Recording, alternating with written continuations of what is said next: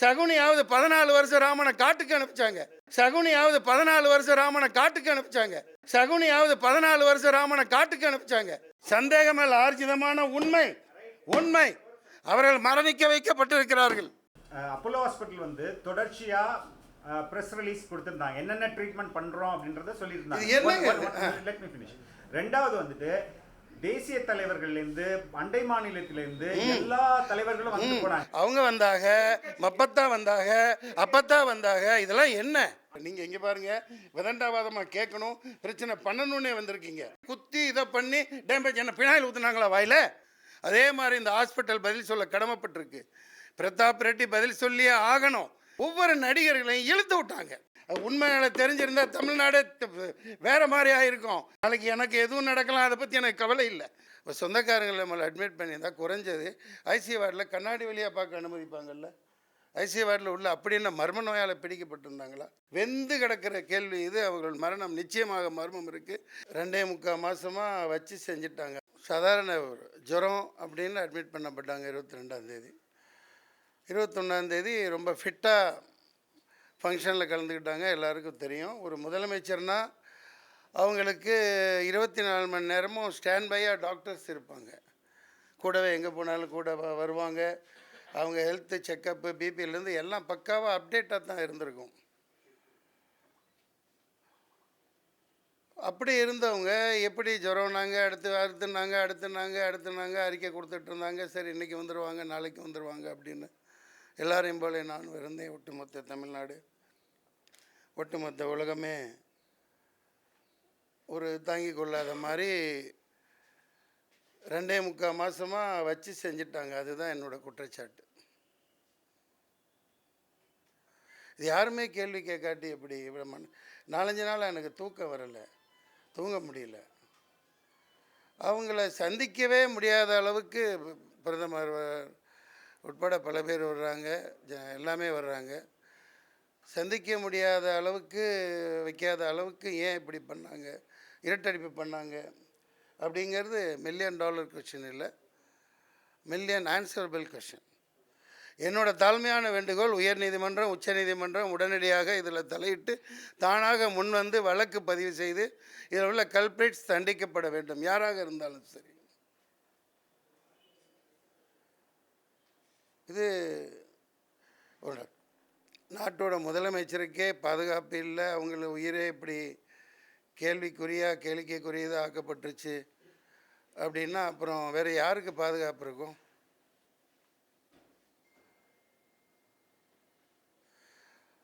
ஒரு கட்டத்தில் திடீர்னு வந்துடுவாங்கன்னு இருந்தோம். என்னோடய குற்றச்சாட்டு இது நிச்சயமாக மாண்புமிகு முதல்வர் ஜெயலலிதா அம்மையார் அவர்களின் மரணம் அடிச்சிருக்காங்கன்னு எல்லாம் கேள்விப்படுறேன். பல பத்திரிகைகளில் வந்திருக்கு, உங்களுக்கே தெரியும். எல்லாமே அமைதியாக இருந்துட்டா எப்படி? இது என்ன? இது நாடா? இது என்ன? அப்படி என்ன அடிமைப்பட்டு வாழ்ந்த விட செத்து மடியலாமே. காய்ச்சல்ங்கிறாங்க, அப்புறம் பெரிய பெரிய நோய்ங்கிறாங்க. இங்கே குத்தி நுரையீரல் என்ன நோய்? நீங்கள் தான் எனக்கு சொல்லணும். என்ன நோய் வந்து நான் அதிகமாக படிக்கலை. நுரையீரல் புற்றுநோய்ங்கிறாங்க. அது எப்படி திடீர்னு ஒரு 21ஆம் தேதி ஃபங்க்ஷனில் கலந்துக்கிறாங்க? அப்படி அவங்க 100 கிழவியாக வாழ வேண்டிய ஒருத்தங்க, அதிக ஆயுசு வாழ வேண்டிய ஒருத்தங்க. மரணத்தை பற்றி அவங்க யோசிக்கவே இல்லை. கடைசி வரைக்கும் பார்க்க முடியாமல் கடைசியில் நடிகர்கள்லாம் இழுத்து விடுறாங்க. அங்கே தான் சந்தேகம் வலுக்குது. நான் 4-5 முறை போய் பார்த்தேன். பல முறை 4 மணி நேரம் நின்று ஆஸ்பத்திரியில் 2nd ஃப்ளோர் வரைக்கும் அனுமதிச்சாங்க. அப்புறம் கவர்னருக்கே அனுமதி இல்லைங்கிற அது எப்படி என்ன? இப்போ சொந்தக்காரங்களை நம்மளை அட்மிட் பண்ணியிருந்தா குறைஞ்சது ஐசியூ வார்டில் கண்ணாடி வழியாக பார்க்க அனுமதிப்பாங்கல்ல. ஐசியூ வார்டில் உள்ள அப்படி என்ன மர்ம நோயால் பிடிக்கப்பட்டிருந்தாங்களா? பதில் சொல்லி ஆகணும் இல்லையா? இல்லாட்டி எல்லாருக்கும் இந்த நிலை தானே. கடைசியாக ஹார்ட் அட்டாக் அப்படிங்கிறாங்க. நாங்கள் இதயத்தை தர இருக்கோம், ரெடியாக இருக்கோம். லட்சக்கணக்கான பேர், 2 கோடி தொண்டர்கள் இருக்கான்னு சொல்கிறாங்கல்ல. எத்தனையோ பேர் இப்போ தான் டயர் ஸ்டெப்னி மாற்றுற மாதிரி ஹார்ட் சர்ஜரி, இதய மாற்று அறுவை சிகிச்சை நடக்குதா இல்லையா? இதய மாற்று அறுவை சிகிச்சை நாங்கள் தரோம். ஒன்று உயர்தர அறுவை சிகிச்சை பண்ணுறோம், உயர்தர அறுவை சிகிச்சை பண்ணுறோம், உயர்தர. இது என்ன ஸ்டேட்மெண்ட் கொடுக்க ஹாஸ்பிட்டல்? என்ன இது? என்ன அரசியல் அறிக்கை? அது அறிக்கை விட்டால் போதுமா? பார்க்க வேணாமா? காமிச்சிருக்க வேணாமா? எவ்வளோ பெரிய அராஜகம்! நான் நடந்துக்கிட்டு இருக்கிற இந்த ஆட்சி ஒரு 4 வருஷம் இருக்குது. அவங்க எவ்வளோ கஷ்டப்பட்டு ரோடெல்லாம் போய் தெருவெல்லாம் இந்த போன வருஷம் உங்கள் சகோதரி, அன்பு சகோதரி நான் கேட்குறேன் அப்படின்னு உழைச்சாங்களா இல்லையா?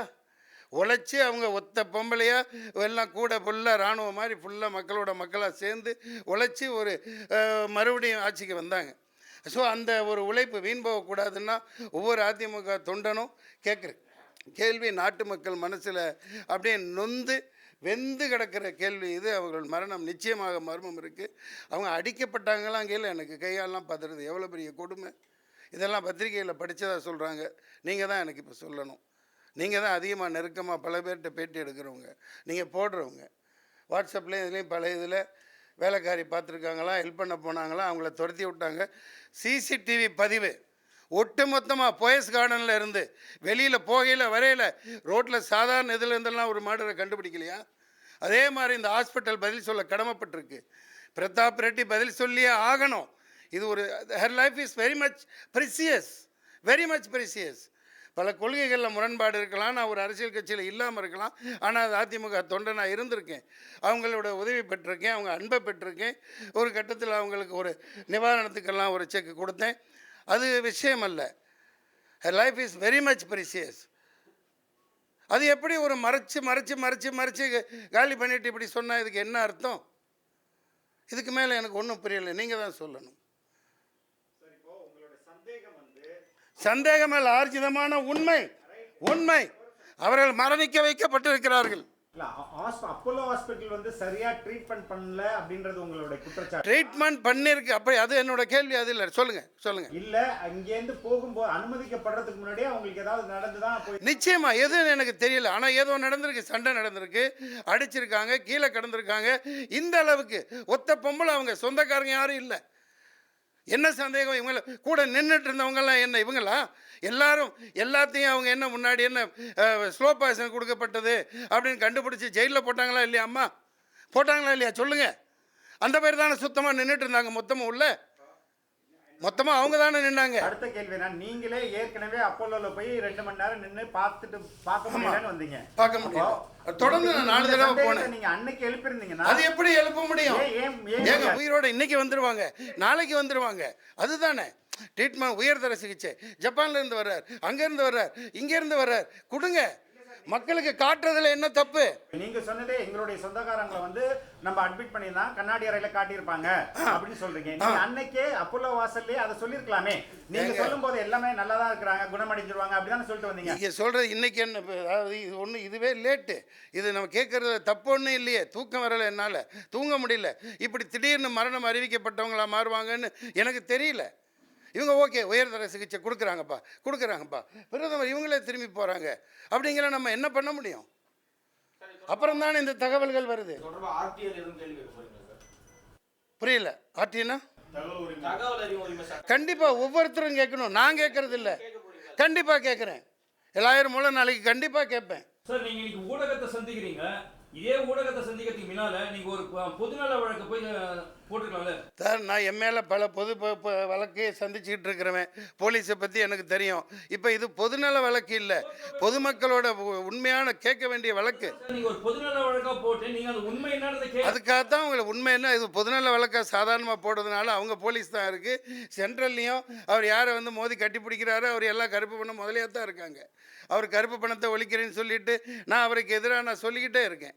எல்லாம் பாருங்க, 100 கோடி 500 கோடி 1000 கோடி 300 கோடி அவங்களுக்கெல்லாம் எங்கேருந்து கிடைக்குதோ தெரியல. நமக்கு அந்த 24,000 ரூபாய்க்கு மேலே பணக்காரன் எடுக்க முடியல. அப்படி இருக்கையில் நான் எங்கே நீதி கிடைக்கும்? நீதிமன்றம், உச்ச நீதிமன்றம் அதுக்கு ஒரு ப்ரப்போஸ் பண்ணி உங்கள்ட்ட ஐடியா வாங்கித்தான் நான் வழக்காடு கண்டிப்பாக செஞ்சாகணும். எல்லாருமே செய்யணும். அப்போலோ ஹாஸ்பிட்டல் வந்து தொடர்ச்சியாக ப்ரெஸ் ரிலீஸ் கொடுத்துருந்தாங்க, என்னென்ன ட்ரீட்மெண்ட் பண்ணுறோம் அப்படின்றத சொல்லியிருந்தாங்க. Let me finish. ரெண்டாவது வந்துட்டு தேசிய தலைவர்கள்லேருந்து அண்டை மாநிலத்திலேருந்து எல்லா தலைவர்களும் வந்து போனாங்க. அவங்க வந்தாங்க, அப்பத்தா வந்தாங்க. இதெல்லாம் என்ன? ஆனா யாருக்குமே சந்தேகம் வரல. தவறு. சந்தேகம் வரலங்கிறது தவறு. அது மறைக்கப்பட்டது. ராணுவம் மாதிரி போலீஸ் நிற்க வச்சு சொந்த அண்ணன் மகளை உள்ள விடலைங்கிறாங்க. 25 தடவை வந்துட்டு நான் அதுக்கு அடுத்த நாள் தான் தினகரனில் படிக்கிறேன். ராகுல் காந்தி வந்து அவர் கூட அனுமதிக்கல. ஏன்? அதுதான் ஏன். அப்போ something has happened. Pratap Reddy சொல்றார். அப்போ ஒரு அரசியல் தலைவருங்க வந்து எப்படி அவங்க அடி பண்ணுவாங்களா நீங்க சொல்றது பார்த்தா? யாருக்கு? ஒரு நிமிஷம் சார், அவங்க அரசியல் பேச இங்கே வரல. இங்கே பாருங்க, குற்றம் சாட்டுறீங்க, அதான் முக்கியம் இல்லை. முக்கியமாக அவங்க கூட இருக்கிறவங்க யார்? சசிகலா அவங்க இருக்கலாம், அவங்க உதவியாளராக இருக்கலாம். கண்டிப்பாக அவங்க தானே அட்மிட் பண்ணது. இத்தனை குடும்பம், இத்தனை அவங்கள தானே நான் சொல்லிக்கிட்டு வரேன், இதில் பயம் என்ன? இத்தனை ஒட்டுமொத்த கார்பரேஷனை கொண்டு உள்ள உட்கார வச்சிருக்காங்கல்ல, ஒவ்வொருத்தங்களை கோடான கோடி அனுபவிச்சுட்டு இருக்கிறது யார்? எதுக்கு பயப்படணும்? ஏன் அவங்கள பொத்தி பாதுகாக்கணும். ஒரு பிஏங்கிறவங்க, ஒரு செக்ரட்டரிங்கிறவங்க பொத்தி பாதுகாத்து அவங்கள மக்களுக்கு இப்போ வெளியே வர்றாங்கல்ல, இதுக்கு முன்னாடி வந்தாங்களா? வந்து வெளியில் வந்து சொன்னாங்களா? இந்த மாதிரி இப்படி ஆயிடுச்சு, இப்படி இது சிசிடிவி பதிவு அப்போலோவில் உள்ளே போகிறதுல இருந்து ஆப்ரேஷன் பண்ணுறது சாதாரண பொண்ணு குழந்தை டெலிவரி ஆகிறது கூட இப்போ எடுக்கிறாங்க, கணவனை எடுக்கிறாங்க. அந்த அளவுக்கு விஞ்ஞானம் முன்னேறி இருக்கு. இந்த வாட்ஸ்அப் அது இதுன்னு இத்தனை இருக்குது. அப்போ இருக்கிற காலகட்டத்தில் இப்போ இது எந்த இது இருட்டடிப்பு பண்ணக்கூடாது. அந்த உள்ள போயில் எப்படி போனாங்க? சாதாரண காய்ச்சல் தானே போனாங்க. அது வரணும், தெரியணும். இவங்க இப்போ கலைஞர்லாம் உள்ளே போகிறார், காமிக்கிறாங்க. இவ்வளோ வயசாளி, 68 வயசு, அவங்க 100 கிழவியாக வாழ வேண்டியவங்க. இது சந்தேகம் கிடையாது. இதை கண்டுபிடிக்கணும். இது வழக்கு பதிவு பண்ணட்டும், அது உண்மையான எல்லா ஃபுட்டேஜும் அட்மிட் பண்ணட்டும். இதுக்கு மத்திய அரசு கூட நம்ம தயாராக இல்லை. மம்தா பானர்ஜி, காங்கிரஸ் இப்படி ஒட்டுமொத்த மக்கள் சார்பாக இது சரியான ஆட்களை, சரியான டாக்டர்களை வச்சு உண்மையை கண்டறிஞ்சு அதுக்கு நீதிமன்ற தீர்ப்பு வழங்கணும். மற்றபடி ஆட்சி அதில் இருக்கிறவங்க, இப்போ சிஎம்மாக இருக்கவங்க யாருமே அதெல்லாம் நான் டேமேஜ் சொல்ல விரும்பலை. அவங்க திரும்பி வருவாங்க, ஒரு மிகப்பெரிய மரணப்படுக்கையிலேருந்து மீள்றாங்க. இல்லை, அதை நான் நம்பினது அதுதான். வந்து டாஸ்மாகை ஒழிப்பாங்க, குறைஞ்சபட்சம் வச்சுருவாங்க, மீனவ பிரச்சனை தீரும், எல்லாம் அவங்க எடுத்துக்கிட்ட முன்னாடி நல்லபடியாக ஆற்றுவாங்க. அந்த நம்பிக்கையில் தான் நான் சாதாரணமாக இருந்தேன். அப்போலோ மருத்துவர்களையும் தாண்டி எய்ம்ஸ் மருத்துவர்களே வந்து பரிசோதிச்சுட்டு போறாங்க. மறுபடியும் இதே கதையை சொன்னா என்ன சொல்லப்படுது? மத்திய அரசுல அவங்க வந்தாங்க, யாரும் இல்லைங்கிறா?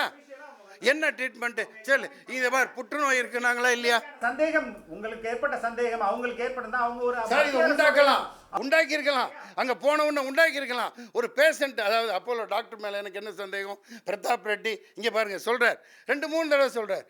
ஜெயலலிதா வீடு திரும்புவது அவரை பொறுத்தது, இட்ஸ் அப் டு ஹெர், இல்லையா? சொன்னாங்களா இல்லையா? அப்போ அவங்க நல்ல ஸ்டேட்டஸில் இருக்காங்கன்னு தான் அர்த்தம், அல்லது அவங்க பதில் சொல்ல முடியாத நிலையில் இருக்காங்கன்னு அர்த்தம். 2 இருக்குது. எது உண்மை? இதை காட்டணுமா இல்லையா? இதை தெரிய வைக்கணுமா இல்லையா? ஆப்பிள் துண்டு வாங்கி சாப்பிடுகிறார், வேக வைத்த பழங்கள் சாப்பிடுகிறார், இதை காமிக்கணுமா இல்லையா? அவங்க எல்லாருக்கும் சொந்தம், இந்த நாட்டு மக்களுக்கு சொந்தம். உங்களுக்கு அடிமையா? நீங்கள் உருவாக்குனீங்களா?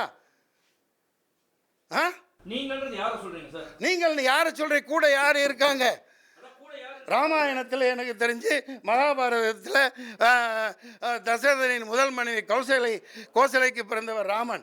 அவரை அரியணையில் ஏற்ற விடாமல் 2வது மனைவி மகன் அர்ஜுன், அதை சொல்ல வரல. நான் சொல்ல வர்றது, கைகேயிக்கு எப்படி கூட ஒரு சகுனி இருந்ததோ அது போன்று கூட இருந்து இவ்வளவு செஞ்சுருக்காங்கன்னா சந்தேகம் வலுக்குதா இல்லையா? 14 வருஷம் சகுனியாவது 14 வருஷம் ராமனை காட்டுக்கு அனுப்பிச்சாங்க. நான் சொல்ல வர்றது அதுதான். அவசர கொடுக்க நீங்கள் கேட்டால் என்ன அர்த்தம்? 14 வருஷம் அனுப்பிச்சதை விட இவங்க வாழ்க்கையை விட்டே அனுப்பிச்சிட்டாங்க. அதுதான் என்னோட குற்றச்சாட்டு. அதை கண்டுபிடிக்கணும். அவங்களுக்கு அதனால என்ன லாபம் இருக்குன்னு நினைக்கிறீங்க? என்ன லாபம் இருக்குன்னு என்ன கேட்குறீங்க? அதை நீங்கள் தானே சொல்லணும். பத்திரிகையில் எத்தனை வந்துக்கிட்டு இருக்குது, காட்டணுமா இல்லையா? என்ன நீங்கள் கேட்குறீங்க? உங்கள் கையில் ஒரு பொருளை ஒப்படைச்சிட்டு போனால் அதை திருப்பி அவனுக்கு ஒப்படைக்கணுமா இல்லையா? நீங்கள் தானே எல்லாம் பார்த்துக்கிட்டு இருக்கீங்க. மக்கள்கிட்ட சொல்லணுமா இல்லையா? ஆட்சி வேலை 2 வாட்டி அமைச்சிருக்காங்க, அந்த சமயத்துல பதவியில இருந்திருக்காங்களே, அவங்க நல்லா இருக்கும்போது பதவியில இருக்காங்க. அப்படி அவங்க தப்பு பண்ணவங்களா இருந்தா எப்பயோ திருத்தி இருப்பாங்க. நீங்க திருத்தனாங்களா இல்லையா?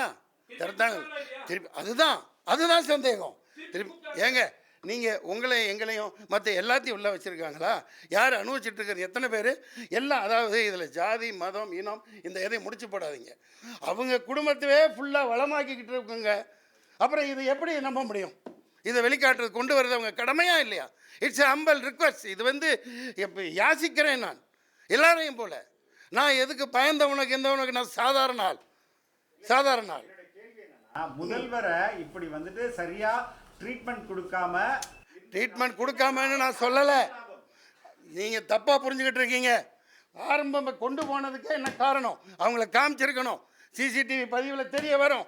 அங்கே உள்ள நர்ஸுகள்கிட்ட கேட்கணும். சரியான முறையில் என்கொயரி நடக்கணும். சாதாரண ட்ரீட்மெண்ட்டுக்கு தானே அறிவிக்கை வந்துச்சு, சாதாரணமாக தானே வந்துச்சு. அப்படி குத்தி இதை பண்ணி டேமேஜ் என்ன பினாயில் ஊற்றுனாங்களா வாயில்? சான்சஸ் இருக்கா இல்லையா? எப்படி புற்றுநோய் வரும்? 21ஆம் தேதி நடக்குது. புற்றுநோய் வந்து யாருமே சொல்லலையே. நீங்க ஏங்க இது நுரையீரல்ல என்ன நடந்துச்சு தெரியுமா? நுரையீரல் செயற்கை சுவாசம் பொருத்துனாங்க. செயற்கை சுவாசம் ஏன் பொருத்துனாங்கன்னு தெரியுமா? தெரிஞ்சுட்டு பேசுங்க. செயற்கை சுவாசம் ஒருத்தருக்கு ஏன் பொருத்துவாங்க? நுரையீரலில் உள்ள என்ன எரிஞ்சிருச்சு, ஏன் எரிஞ்சது என்ன, அதை காமிக்கணும், சொல்லணும். சும்மா நீங்கள் இப்போ கேட்டுட்டு இருக்காதீங்க. தூக்கம் இல்லை ஒவ்வொரு மனுஷன். இது சாதாரண ஒரு ஒட்டுமொத்த மக்களை முட்டாளாக்கிட்டு ஒரு முதல்வர் காமிக்கக்கூடாது அவங்கள. அவங்க என்ன பேசுறீங்க? கேட்கறதுல நியாயம் இருக்கா இல்லையா? இங்க பார், நான் சாதாரண மனுஷன்.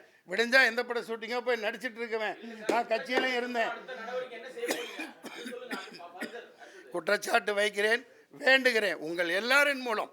சுப்ரீம் கோர்ட் இப்போ ஜனகணமனாதி ஒரு நடிகர் மன்சூர் ஆலம் கேட்டுக்கிட்டோ, உங்கள் பத்திரிக்கை உங்கள் பேர் என்ன? ஆப்ரஹாமை கேட்டுக்கிட்டு அந்த நீதிபதி உத்தரவு போட்டாங்களா ஜனகணமன பாடணும்னு? நீதிமன்றமாக முன் வந்து போட்டுச்சுல்ல. அது அரசின் கொள்கை முடிவு, நான் தலையிட முடியாதுன்னு சொல்லிச்சா? சொல்லலையில. அதே மாதிரி உச்ச நீதிமன்றம், உயர் நீதிமன்றம், இன்னும் எதிர்கட்சிகள் சேர்ந்து குழு அமைச்சு இதை விசாரணை செய்யணும். இந்த பிரச்சனை, முதல்வருடைய பிரச்சனையை பற்றி ஓப்பனா பேசுறது வந்து ஒன்று கௌதமி பேசியிருக்காங்க, அதுக்கடுத்தது நீங்க பேசுறீங்க. ஏன் நடிகரும் நடிகை மட்டும் இதை மொத்த அரசியல் தலைவர்கள் பொதுமக்கள் எல்லாம் அமைதியா இருக்கும்போது நடிகரும் நடிகைகள் மட்டும் எதுக்கு இதை பேசணும்? எல்லாம் அமைதியா இருக்காங்கன்னு யார் சொன்னாங்க? மக்கள் அமைதி இல்லைன்னா ஒரு போராட்டம் கட்சி இருக்கு. அவங்கவுங்க கட்சி அரசியல் லாபம் பார்ப்பாங்க. ஒன்று புரிஞ்சுக்குங்க, ஒவ்வொரு கட்சிக்கும் ஒவ்வொரு அரசியல் லாபம் இருக்கு. அந்த காயை நகர்த்துறதுக்கோ நடந்து கொண்டிருக்கிற அம்மா அவர்கள் கஷ்டப்பட்டு நல்லா புரிஞ்சுக்கணும். தெருவா அலைஞ்சு மறுபடியும் ஆட்சி அமைச்சவங்க, மிக நீண்ட வாழ்க்கையை வாழணும்னு நினச்சிக்கிட்டு இருந்தவங்க, ஹெல்த்தியாக இருந்தவங்க, சொல்ல வரதை முதல்ல வாங்கிக்கோங்க. அவங்க 100 கிழவியாக வாழ வேண்டிய ஒருத்தங்க. இல்லாட்டி எல்லாமே அவங்க என்ன 98 வயசாகி அக்கடான்னு கடந்திருந்தா அவங்க எல்லாத்துக்கும் செட்டில்மெண்ட் பண்ணி எல்லாம் பண்ணிட்டு போயிருப்பாங்க. அது கிடையாது. சார், அவங்களோட ஜாமீன் மனுலே, அவங்க ஜாமீன் அப்ளை பண்ண ஜாமீன் மனுலே எனக்கு இவ்வளோ பிரச்சனைகள், உடல் ரீதியா ஹெல்த் ரீதியா இவ்வளோ பிரச்சனைகள் இருக்கு, அதனால நீங்கள் ஏதாவது சாரி மன்னிக்கவும் முதல்ல புரிஞ்சுக்கங்க. ஒரு வழக்குன்னு வந்தால், ஜாமீன் போடணும்னு வந்தால் வழக்குரைஞர்கள் அதெல்லாம் எழுதுவாங்க. அதோட நிறுத்துங்க. She is 100% fit. He was 100% fit. I need enquiry. ஏங்க அவங்க தாங்க எங்களுக்கு சொத்து. அதெல்லாம் மக்களுக்கு கொடுக்கப்படணும். அதான் எது எப்போ ஜாமீன் போடு என்ன? இப்போ இந்த நீங்கள் வயலேட் பண்ணாதீங்க, மாற்றாதீங்க. நோ நோ நோ நோ ஏங்க, அது இப்போ பொதுவாக எல்லாத்துக்கும் ஜாமீன் பண்ணணும்னா சில இது அது பொய்யான்னு போட்டு இப்படிலாம் கேள்வி கேட்காதீங்க. வக்கீல் மாதிரி வக்கீல் எதை உண்மைங்கிறாரோ பொய்யும்பாரு, பொய்ங்கிற உண்மைம்பாரு. எனக்கு தெரிஞ்ச ஒரு கேஸில் என்ன பொய் சொல்லு, நான் உண்மையை சொல்ல வர்றேன். உதாரணத்துக்கு பேர் சொல்ல விரும்பல.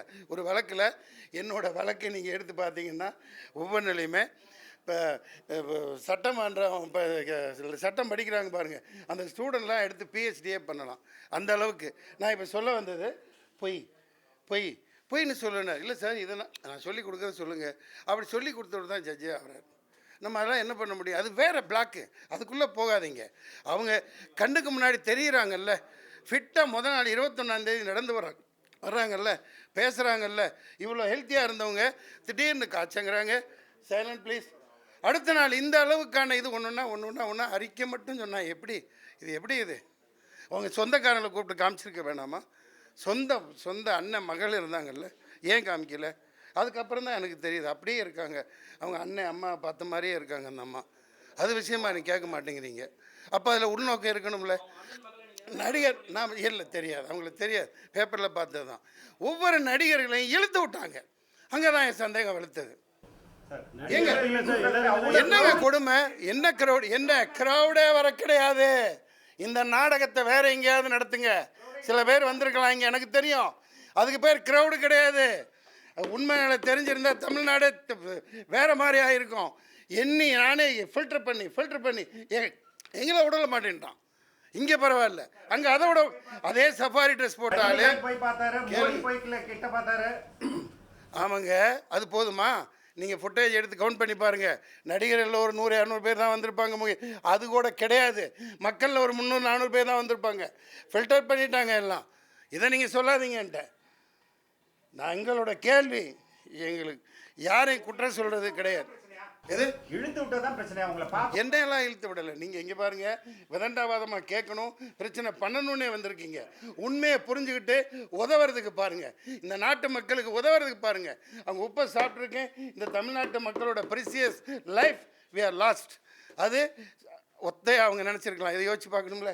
என்னை பார்க்க யாருமே வரலையோ, ஐயோ என்னென்னு துடிச்சிருக்கலாம்ல. சினிமாவில் எவ்வளோ காட்டுறோம், பிடுங்கி விடுறோம், இழுத்து விடுறோம், என்னென்னமோ பண்ணுறோம். இவங்க வரக்கூடாதுன்னு நினைக்க ஏதோ ஒரு சதி நடந்திருக்கலாம்ல. இது ஆஸ்பத்திரியில் தெரிய வரும்ல. ஒரு சாதாரண ஆஸ்பத்திரிக்கே பதிவு பண்ணுறாங்கல்ல, இதை பதிவு பண்ணியிருக்கிறத காமிக்கணும். அதுதான் நல்லா போனவங்களுக்கு இத்தனை நோய் எப்படி வந்துச்சு? 24 மணி நேரம் ஃபிட்டாக டாக்டர் கூட இருக்காங்க. அவங்களுக்கு இல்லாமல் இருந்தால் திடீர்னு எப்படி இந்த நோய் வரும்? அதனால் யோசிச்சுட்டு பதில் சொல்லுங்கள். இழுத்து விட்டது என்ன இல்லை, பேர் சொல்ல விரும்பலைங்க. பல பேரை பார்த்தேன், எல்லாருக்கும் தெரியும், உங்கள் மீடியாவுக்கு தெரியும். சாதாரண நாள் எழுத்தில் தூரம் தள்ளு தள்ளு தள்ளு ஜெரண்டு எப்படி இது என்ன விதத்தில் நியாயம்? ஸோ இது ஒரு அதிகாரமாக, அதாவது ஒட்டுமொத்த ஒரு குடும்பத்துக்கு அவங்க சொந்தமானவங்க கிடையாது. தயவு செஞ்சு நீங்கள் புரிஞ்சுக்கணும். எல்லோரும் இதை சரியான முறையில் சேர்க்கணும். என்னோட ஆதங்கம், நாளைக்கு எனக்கு எதுவும் நடக்கலாம், அதை பற்றி எனக்கு கவலை இல்லை. என் பசங்க இருக்கான், அந்த சாதாரணமாக அந்த வெஸ்காம் படிக்கிறான், அவன் பொழப்பு. நான் எப்படி குரூப் டான்ஸர்லேருந்து வந்தனோ அதே அளவுக்கு தான் இத்தனை கட்சியில் இருப்பேன். நானே அதிமுகலேருந்து நானாக தான் விலகினேன். எனக்கு விளக்கப்பட்டவன் நான் கிடையாது. காங்கிரஸில் இருந்தேன். இவ்வளவு திருநாவுக்கரசு இருந்தார். 30-35 எம்எல்ஏக்கள் அன்றைக்கி இந்த சரித்திரம் தேடி எனக்கு கையெழுத்து போட வச்சு அன்றைக்கி இருந்து அம்மாவுக்கு அவ்வளோ நெருக்கமானவங்க. அவங்களே எங்கே ஏதாவது உள்ளே விட்டாங்களா, பார்க்க விட்டாங்களா? யாருக்கும் எந்த இதுவும் கிடையாது. அப்படி இப்படி அப்படியே அறிக்கை. இது உலகத்திலே எங்கேயும் நடக்காதது, எங்கேயும் நடக்காது. வேறு ஏதாவது கேட்கலாம், நீங்கள் கேள்வி கேட்க வேணான்னு சொல்ல. என்னை நாக்கப்பிடிங்கிட்டு சாவர மாதிரி கேளுங்க, நான் செத்துறேன். ஆனால் குறைஞ்சது இதுக்கு நிம்மதியாக விட தெரிஞ்சு நான் சாவறேன். தற்போது இருக்கும் அதிமுக ஆட்சி எப்படி செயல்படும் நினைக்கிறீங்க? நல்லா செயல்படணும், புதியவர்கள் வரணும், புதிய ரத்தம் பாய்ச்சப்படணும், தொண்டர்கள் வரணும், வழிநடத்த நல்ல ஆள்.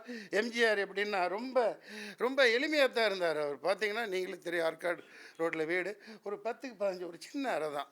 அங்கேயும் போய் பார்த்து ஒரு சின்ன லிஃப்ட் மேலே அவர் அப்படி எளிமையாக தான் வாழ்ந்தார். இது பின்னாடி வந்தவங்க சேர்க்கை சரியில்லை, என்ன எதுவும் தெரியல. சார் அடுத்தது சசிகலா பொதுச் செயலாளராக வருவார் அப்படின்ற மாதிரி. சாரி, அந்த அரசியல் வட்டத்துக்குள்ளெல்லாம் நான் போகலை, அந்த இதில் போகலை. அவங்க பார்த்துக்க கடமைப்பட்டவங்க. எப்படி ரஜினிகாந்தோட ஜெயராமன் இருந்தாரோ அப்படி ஒரு உதவியாளராக ஒரு இதாக இருக்க வேண்டியவங்க. இவ்வளவும் சரி, ஆட்சிக்கு பின்னாடி அவங்க, ஏன்னா எல்லாமே இவங்களால பண்ண முடியாது. ஒரு விஷ்ணுபிரியாவும் மரணம், ஒரு சிஎம் லேடிஸு, அவங்க இதிலே இவ்வளோ துரோகம் நடந்திருக்கு. எப்படி நான் கேள்வி கேட்டுட்ருக்கீங்களே, இப்போ விட தெரியுது. ஏன்னா எல்லாமே சிஎம் பார்த்துட்டு இருக்க முடியாது. எல்லாமே கூட இருந்து இந்த மாதிரி சில பேர் பண்ணுற இதனால் எல்லாருமே கெட்டு போச்சு. கடைசியில் அவங்க வாழ்க்கையவே இழந்துட்டோம். அதனால் ஏன் என்ற கேள்வி கேட்காமல் வாழ்க்கை இல்லைன்னு எம்ஜிஆர் சொன்னார். எம்ஜிஆர் ரசிகர், இந்த கேள்விக்கு கடமைப்பட்டிருக்கேன். அதை கொண்டு போய் சேர்க்க வேண்டியது நீங்கள். இது நீதிமன்றம் தானாக முன்வந்து வழக்கு தொடரணும், ஒவ்வொருவரும் தொடரணும், உண்மை வெளியே வரணும். அவ்வளவுதான், உண்மை வெளியே வரணும். இன்னும் நான் என் பொழப்பு நடிப்பு இருக்கிற வேஷத்தை நடிச்சுக்கிட்டு இருக்கேன். நான் யாருக்கும் எதுக்கும் அது இருக்கு, நான் எல்லாத்தையும் இங்கே சொல்ல முடியாது. நான் இங்கே பாருங்க, பலம் இதுக்கெல்லாம் நான் நினைக்கிறவன் கிடையாது. நான் எப்பவும் போல இப்போ போய் படுத்தா தூங்கிடுவேன், அவ்வளவுதான். தூக்கம் வரலைங்க, இந்த பிரச்சனையில் வரலைங்கிறேன் சொல்கிறேன். இந்த பிரச்சனையை விட்டுட்டா அந்த தூக்கம் வரலை, அதுதான் பிரச்சனை. அதை நல்லா புரிஞ்சுக்கணும் நீங்கள். அதாவது எனக்கு தேவை சாதாரண இதுதான், பெரிய ராயல் லைஃபோ இது ஒரு லீஸ் ப்ராப்பர்ட்டியில் தான் இருக்குன்னே தவிர நான் பெரிய கோடீஸ்வரனோ ஒன்றும் சேர்க்கலை. கொஞ்சம் நெஞ்சம் சேர்த்தது வியாபாரம் பண்ணுறதே இந்த மோதி கெடுத்துட்டார். அதனால் எல்லாமே கெட்டு போச்சு. முதலாளிகள் இருந்தால் தான் தொழிலாளிகள். முதலாளிகள்கிட்ட காசு சேர்க்க விடலை. கருப்பு பணம் முதலில் 100 கோடி 200 கோடி 500 கோடி 1000 கோடின்னு வச்சுருக்காங்க. அது எப்படின்னு தெரியல. அந்த ஒரு பிரச்சனை இருக்கிறதுனால பாதிக்கப்பட்ட நிலை இருக்குது தமிழ்நாட்டில். நீங்கள் சொன்ன மாதிரி அதிமுக நல்லபடியாக நடத்திட்டு போகிற ஆட்கள் வேணும் சார். இந்த சந்தேகத்தை நீங்கள் அப்போல்லோ வாசல் அன்னைக்கு எழுப்பிட்டீங்கன்னா இன்னும் பவர்ஃபுல்லாக இருந்தது சார். ஒருவேளை இதுக்கான நான் தான் அதிகபட்சம் போனது. என்ன நடந்தே போயிடுவேன், காலையில் வாக்கிங் போவேன், நடந்தே போய் பல நாளும் பார்த்தேன், பல பேர் முயற்சி பண்ணேன். சரி, ஒரு சில பேர் பேர் சொல்லக்கூடாது, அவங்களுக்கு சளி அதிகம் இருந்தது. அவங்க அமைச்சர்களையும் பார்த்தேன் மேலே. இங்கே இவ்வளோ பெரிய கட்டி இருந்தது, அதை குறைச்சிக்கிட்டு இருக்கோம். அதனால பல இது கால் எடுத்தாங்க, அது எடுத்தாங்க, இந்த மாதிரி பல ரூமர்கள், அதை நான் பேர் சொல்ல விரும்பலை. ஆனால் எது எப்படி இருந்துட்டாலும் இதுக்கு பதில் சொல்ல வேண்டிய மக்களுக்கு காமிக்கணும். இன்றைக்கி சசிகலாமா வெளியே வந்து இன்றைக்கி அவங்க போட்டிருந்த வைர முகத்தை போட்டுட்டு வர்றாங்க, காரில் முன்னாடி உட்காந்து வர்றாங்க. இத்தனை நாள் வரலையே. மகாராஜி பாதுகாத்து அவங்கள ஒப்படைக்க வேண்டியது உங்கள் கடமை இல்லையா?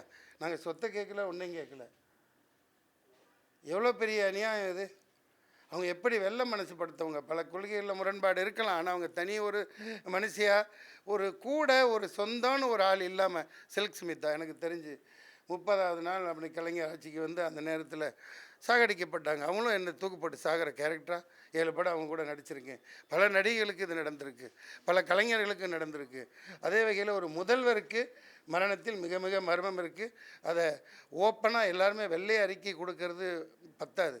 சிசிடிவி ஃபுட்டேஜ்லேருந்து எல்லாமே காமிக்கப்படணும். அங்கே கிளம்புறதுலேருந்து சாதாரண காய்ச்சல்னால் அவங்க நினைவோடு தானே போயிருப்பாங்க, அன்கான்சியஸ் ஆகிருப்பாங்களா? எப்படி என்ன நிலைமையில் இருந்தாங்க, என்ன ஒரு பேஷண்ட்டை அட்மிட் பண்ணையில் எல்லாம் என்னென்ன இதுன்னு சொல்லுவாங்கல்ல. முத நாள் தானே ஃபங்க்ஷனில் கலந்துக்கிட்டாங்க. இவ்வளோ சீரியஸான நோய்கள் உள்ளே எப்படி இருந்திருக்கும்?